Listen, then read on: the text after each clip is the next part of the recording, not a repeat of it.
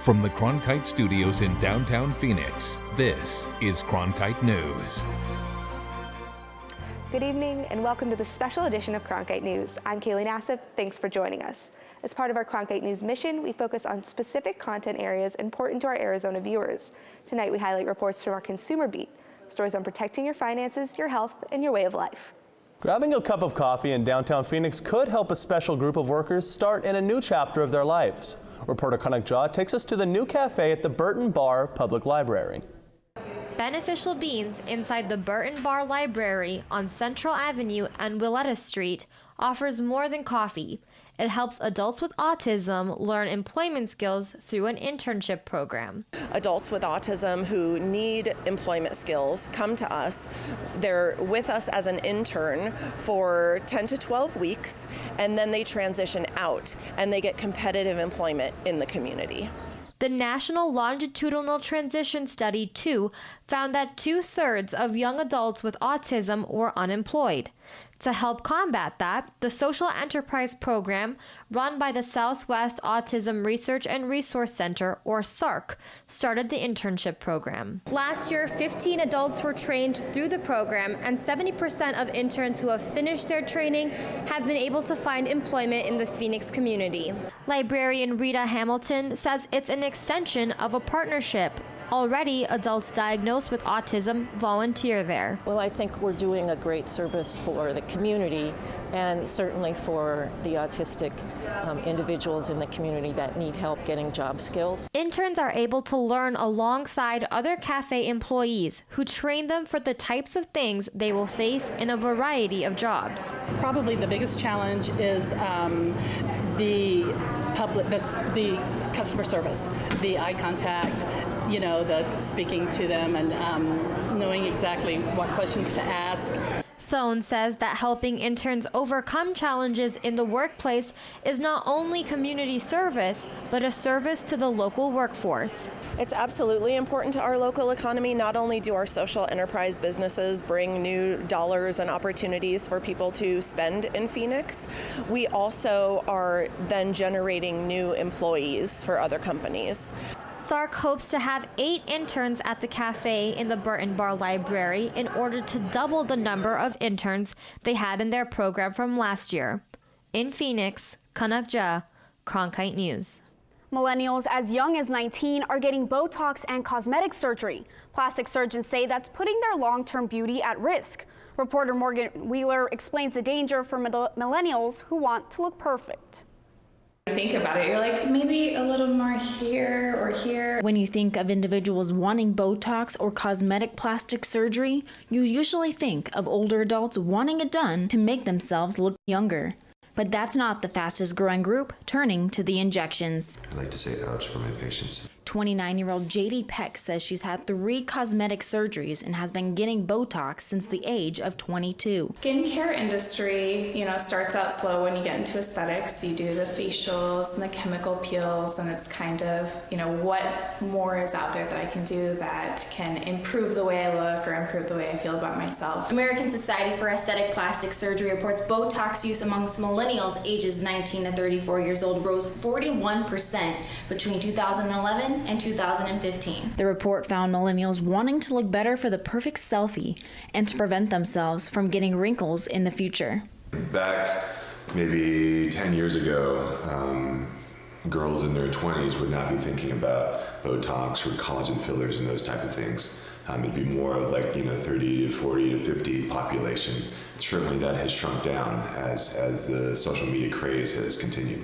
Getting Botox in cosmetic surgery comes with disadvantages as a millennial. There's an addicting factor. One wouldn't go from A to Z immediately, but you go from A to B, B to C, C to D, and progressively get a little bit crazier in your demands. I'm a fairly confident person, so the stuff I do for me. I don't venture into a lot of social media just because my friends know who I am, and that's good enough for me. Dr. Pritchard says you should only get Botox and cosmetic surgery if it is necessary, not to make yourself look better in your next selfie. In Phoenix, Morgan Wheeler, Cronkite News. Dr. Pritchard also says Botox and cosmetic surgery are not recommended for anyone under the age of 18. Each year, about 1.7 million Americans suffer a brain injury. Farai Bennett takes a look into how Arizona officials are highlighting Brain Injury Awareness Month. Celebrations are popping up in purple for Brain Injury Awareness Month. The Arizona Governor's Council and the Brain Injury Alliance are teaming up to showcase art created by those who were injured. The Alliance says it's therapeutic. We're here to just show and exhibit what their unique gifts are, and to bring that and make people aware that even though you may be living with a brain injury, there's a lot of life out there. One of the people who benefited from the purpose of this event was Michelle Dorsey, who found therapy in jewelry designing after being involved in a severe crash. I have actually, since 2014, exceeded what I could do before the injury. But I know making jewelry helps my brain. It keeps me thinking. Michelle wants to open an Etsy shop, and she hopes to help the Alliance raise awareness about hope for those living with brain injuries. The world is at your feet if you just really keep trying on recovery and find what's good for you. In Phoenix, Farai Bennett, Cronkite News. Women across the nation are staying in the workforce past retirement age. Here in Arizona, the numbers have risen every year for the last 5 years.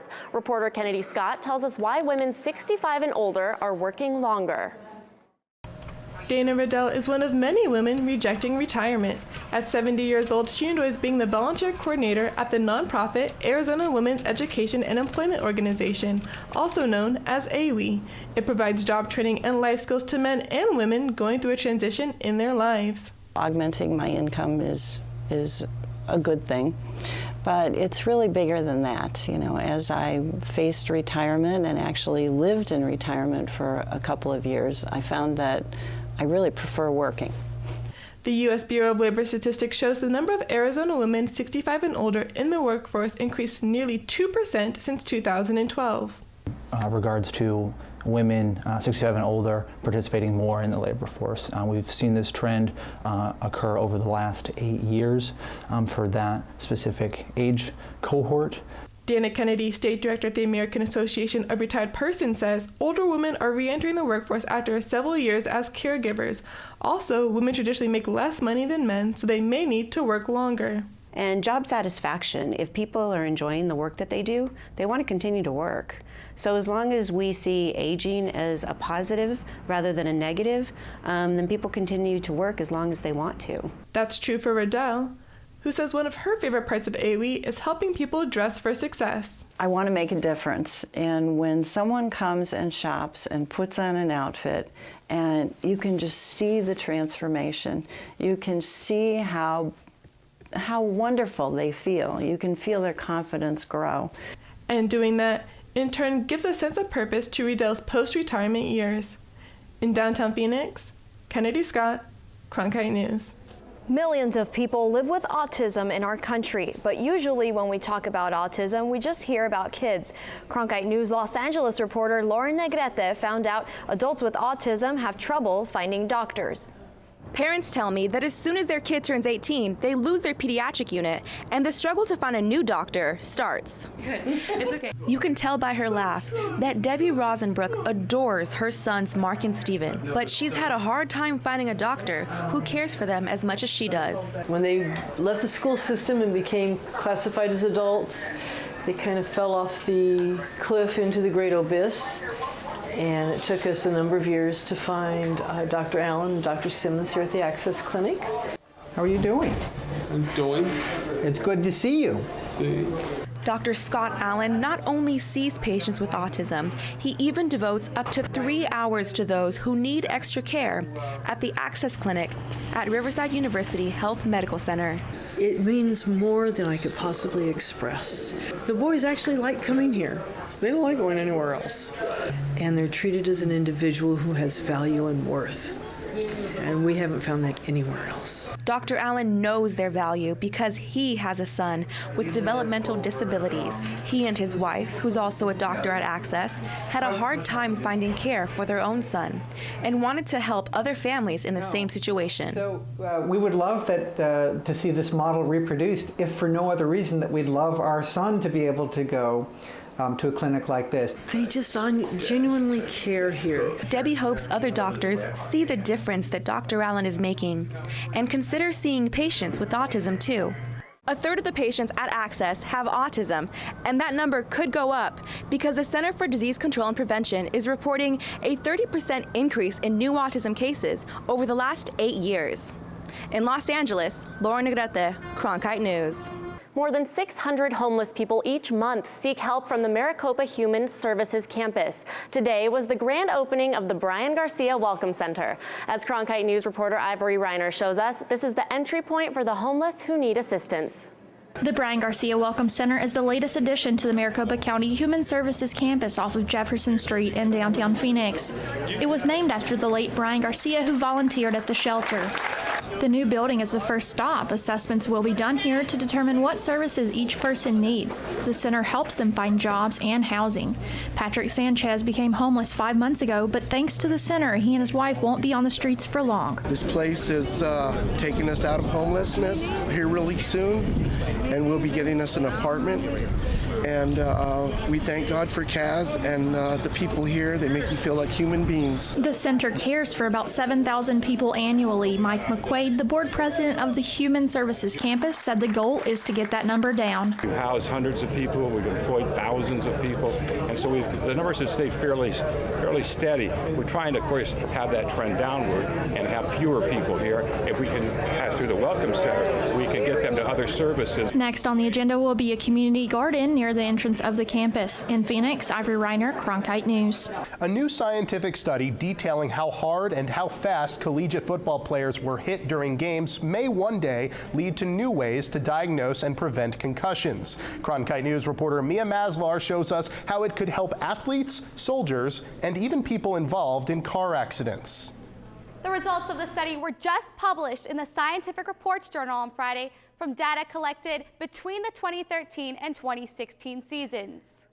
TGen and ASU football partnered on a 3-year-long study where players wore special helmets. The Riddell helmets were equipped with sensors that wirelessly transmitted data to a computer on the sidelines during games. Dr. Matt Huntelman says around 40 players took part in the research each season. Researchers studied what changes happened in the body after multiple head impacts. We measured every single impact in real time.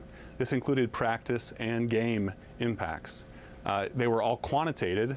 We knew the direction, how hard the force was, and this all happened almost instantaneously. Huntelman says a buildup of small hits can accumulate over time to cause a concussion. Former ASU football player Jason Franklin knows the danger all too well. It didn't even look like that hard of a hit, quite honestly. It was a normal impact for the game of football. It didn't look like something that should be noted, but even the play before that, I actually had a really hard hit, and this one tripled the impact to my head from that first initial hit. Ultimately, researchers hope the study will help diagnose issues more quickly. We wanted to develop some type of a test that could be a rapidly administered test that would help understand if a player did receive a head impact or did they receive a concussion that may not be showing typical symptoms that would currently be diagnosed. Learning how to tackle more efficiently and taking time before getting back on the field after a head injury are just two of the many safety precautions researchers suggest taking. Dr. Huntelman says the study could help others suffering with brain injuries, like soldiers or those involved in car accidents. This type of research could apply to other areas as well. If you think of soldiers on the battlefield that might be exposed to different blast levels from explosive devices, as well as car accidents where a person might bang their head, a better way to assess how the brain is doing, if you will, for a lack of a better way to explain it, is really going to be an improvement for those areas as well. Now this study will be available for other researchers to analyze in hopes they come up with better ways to diagnose and treat brain injuries like these. In the Broadcast Center, Mia Maslar, Cronkite News. Lost Lake Festival was announced as a new music festival coming to Arizona. While the city is very excited, reporter Amanda Luberto heard from residents who have some concerns. Promoters and city officials announced that they plan to bring a 3-day music festival to Central Phoenix in October. Mayor Stanton said at the unveiling how excited he is for Lost Lake Fest to call Arizona home. Though the music festival has 6 months before it opens its doors to Steel Indian School Park, residents have expressed concerns through social media. Phoenix resident Jessica Riley is most worried about the light rail and out-of-towners in her neighborhood. People get on for free and ride, which, you know, is probably not a big deal in itself, except for the fact that a lot of people do it, and then they mingle into the neighborhoods, and so we do have a higher crime rate. Superfly, the minds behind Bonnaroo and Outside Lands, 2 of the nation's most successful music festivals, thought it was time for something this size to come to Phoenix. The city of Phoenix has seen more music festivals come to the valley in the past few years than it has ever before. With the new music festival being announced recently, the city of Phoenix is hoping to see a cultural and economic impact, even though there are still some details to be worked out. Sister Festival Outside Lands brought in over 50,000 attendees in its first year in San Francisco, and in 2015 had an economic impact of $80 million, according to research by the city of Phoenix. Co-founder of Superfly, Rick Farman, says the big impact it will have on Phoenix economically is tradition. Things typically impact a community in the tens of millions of dollars. So, and the other thing that's really interesting about them is, you know, they're every year. Mayor Greg Stanton encourages people to ride the light rail system. He views Lost Lake Fest as an opportunity for the valley. In Phoenix, Amanda Luberto, Cronkite News. The festival is scheduled from October 20th to 22nd. No word yet on which musical acts will perform. The number of American adults who smoke cigarettes has continued to drop over the years, but with the decrease in cigarette sales has come an increase in e-cigarette use across the nation. But as Cronkite News' Ashley Holcomb reports, problems with some of those products have led to injuries and burns. E-cigarette smoking, or vaping, has become a popular alternative to lighting up a regular cigarette. But as the number of users increases, there's also been an increase in the devices exploding, either from batteries overheating or being damaged. I had not taken care of this ring at the top that stops the electricity from flowing consistently, and it was in the charger, and this ring blew off and leaked battery acid all over my charger and my shelf. Scared the bejesus out of me, obviously. But it definitely made me reconsider, like, using e-cigarettes. Because I was lucky. It didn't happen in my pocket. It didn't happen in my face or my hand. The Maricopa Medical Center warns e-cigarette users of the dangers. We're seeing patients fairly frequently for burns, probably 1 or 2 a week, up to 10 patients a month. So, and the incidence of it has definitely been increasing over the last year or so. A year ago, we saw basically none, and now we're seeing them very frequently. A vape shop here in the Valley is taking precautions. And while I'm walking them through how to charge their device, I'm also explaining what to look for when their batteries look bad. So if there's dents that are happening, if there's tearing along the top or the bottom, or even especially right down the middle, that's, you know, not a good zone to be in. And it's an issue the Food and Drug Administration plans to tackle in April at public hearings. In Phoenix, Ashley Holcomb, Cronkite News. There are also types of e-cigarettes that have batteries pre-installed to help eliminate taking the batteries out, charging them, and possibly tearing them or weighing them down, which can lead to an explosion. Native Americans with disabilities are at an economic disadvantage with low rates of employment and high rates of poverty. Cronkite News reporter Mia Maslar talks about leaders in the community and what they're doing to overcome the obstacles. We call it See the Possibilities. Gregory Ohanassian beat the odds. At age 6, he was diagnosed with autism. Now in his mid-20s, he's working toward his second master's degree. And now he's a motivational speaker. He was the keynote speaker at the recent American Indian Disability Summit in Phoenix. He encouraged people with disabilities to find ways around challenges. Like I was the first person allowed ever to have an aide in the classroom, and my sister stepped in to be that aide for me. Research shows a mere 33% of people with disabilities are employed, compared to 74% of people without disabilities. And Native Americans have the highest rate of disability compared to other races and ethnicities. People with disabilities don't have that sidewalks sometimes on reservations. They don't have, trails that will lead them to be able to get around. Research shows Native Americans are more likely to experience mental disorders than other races. Depression and anxiety, along with other illnesses, can create barriers to employment. When you make the transition from high school to college or to employment, it'll be tough like the first few years. So it's important to get the right services and supports and to also learn to advocate for yourself. Ohanessian hopes to continue advocating for youth and encouraging them to pursue their goals. In Phoenix, Mia Maslar, Cronkite News. Disability summits are open to people of all cultures and backgrounds. They run off donations and support from local nonprofits like Ability 360. People with Parkinson's disease are turning to boxing to help punch back at their illness. Reporter Allison Gargaro visited a local gym to see the benefits. Jab, jab, cross, hook, cross. Nice. They are moves Steve Shankman knows very well. He was diagnosed with Parkinson's 6 years ago and uses boxing to fight back against the disease. You can't let the disease define you. You have to define what you're going to do. Boxing experts say the sport teaches stamina, helps with balance, and trains the mind. Those traits help people with Parkinson's, a disease where a person's balance and movement deteriorate over several years. Patients with Parkinson's use boxing to help slow the progression of the disease. Movements such as punching a bag help improve their mental and cognitive symptoms. Steve found a trainer a year ago and now boxes 2 to 3 times a week. I forget that I have Parkinson's when I'm doing that. People often think of Parkinson's disease as just tremor, but it is far more than that. People often have troubles with mobility and doing simple tasks such as eating, brushing their teeth, even walking and balance. Boxing helps a Parkinson's patient to literally think on their feet. So it gets your brain talking to your hands. So when I'm calling out numbers and you're throwing the punches at the same time, it gets all those little sockets firing. Researchers are in the early stages of studying boxing and its impact on Parkinson's. What we're hoping is that the research will actually show that we're improving people's mobility, quality of life, that type of thing. Boxing isn't a cure for Parkinson's, but it can help the symptoms. And what I would tell people is to go out and go do something and try to stay ahead of the disease. Steve has already seen tremendous improvements in his symptoms and loves being a part of the boxing community. In Phoenix, Allison Gargaro, Cronkite News.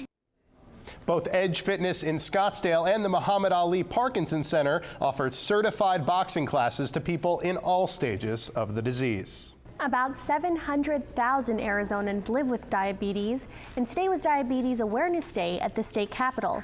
As Cronkite News reporter Adriana de Alba shows us, many with the pre-existing condition are worried they could lose access to affordable health care. Stop diabetes. That was the message at the Arizona Capitol. Diabetes Day was an afternoon to create awareness and urge legislators to protect healthcare coverage for those coping with the disease. Especially now because the cost is such a factor and what will happen if we lose coverage for people. It will really devastate families, many of whom are paying more per month in costs than maybe even their mortgage payments. Arizonans living with diabetes fear losing coverage like access. Arizona's Medicaid agency. Another big concern is losing coverage through Obamacare. With the whole Trump administration and what they're trying to do with the healthcare system now, it's quite concerning because, with it having a pre-existing condition, it is very frightening to see the kind of things that they're, proposing with the healthcare system now. Ashley LaMountain comes from a low-income family, and her younger sister was recently diagnosed with diabetes also. Fear of losing coverage weighs on her mind. It's extremely concerning and is definitely going to affect the rest of my life as I'm pouring thousands of dollars just for my medications that I need now. For LaMountain, the diagnosis came at age 4. One of the services offered at the event today is a free A1C test, and as it turns out, it's never too early to get tested. Or take action to prevent or treat diabetes. Stop diabetes! In Phoenix, Adriana de Alba, Cronkite News. Successful entrepreneurs aren't afraid to collaborate. In Gilbert, that's led to a new business that combines the outdoors, yoga enthusiasts, and a few farm animals. The morning begins with about 100 people eager to do some yoga moves. And they're getting some help from the farm's most popular residents. We'll do about 25 minutes of yoga, and then we do a community event where everybody's together and they're doing poses together. It's just a lot of fun for everyone to kind of get to know people that are in their community. And the goats jump on you throughout the class. It's just a lot of fun. Two friends started the class to combine their two passions. She does yoga and I have goats, and so we wanted to do a business together, and so goat yoga just made sense. While the original goats had to be trained to be yoga goats, the babies, they were a little bit different. They were born into it.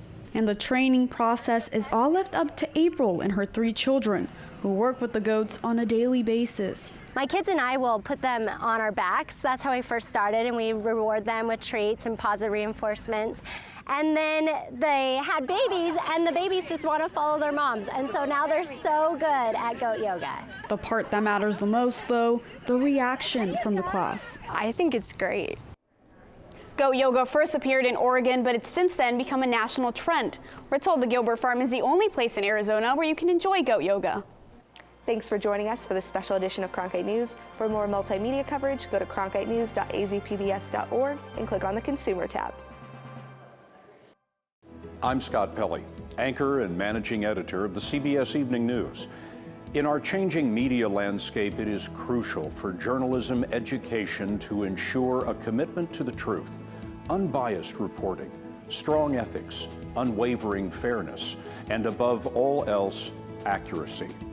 These are the hallmarks of ASU's Walter Cronkite School of Journalism and Mass Communication. It's a place where students can innovate and transform the news industry while always upholding the values of the school's namesake.